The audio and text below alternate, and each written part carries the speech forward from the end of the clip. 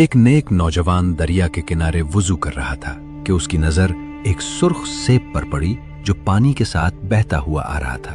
اس نے سیب اٹھایا اور بھوک کے باعث ایک لقمہ کھا لیا، مگر جیسے ہی نگلا اس کا دل بے چین ہو گیا۔ فوراً خیال آیا، یہ میرا نہیں تھا، کہیں میں نے حرام تو نہیں کھا لیا۔ اسی لمحے اس نے فیصلہ کیا کہ وہ اس سیب کے مالک کو تلاش کرے گا۔ وہ دریا کے بہاؤ کے ساتھ ساتھ چلتا رہا۔ دن گزرتے گئے، راستہ طویل تھا، مگر اس کے دل میں ایک ہی فکر تھی، مجھے اپنے عمل کا حساب دینا ہے۔ آخر کار وہ ایک باغ تک پہنچا۔ معلوم ہوا کہ یہی وہ جگہ ہے جہاں سے سیب بہہ کر آیا تھا۔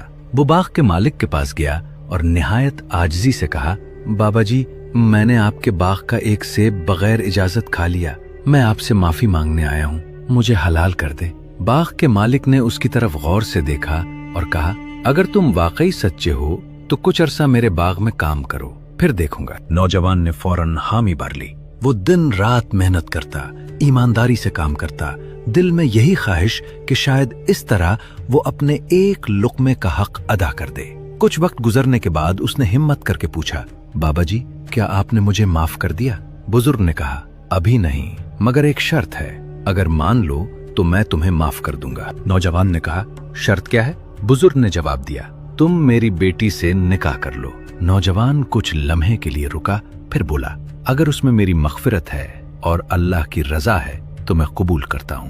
بزرگ نے کہا، لیکن سن لو، میری بیٹی اندھی ہے، بہری ہے اور گونگی بھی ہے۔ یہ سن کر بھی نوجوان نے کہا، میں اللہ کی رضا کے لیے راضی ہوں۔ نکاح ہو گیا۔ جب وہ اپنی بیوی کے پاس گیا تو حیران رہ گیا۔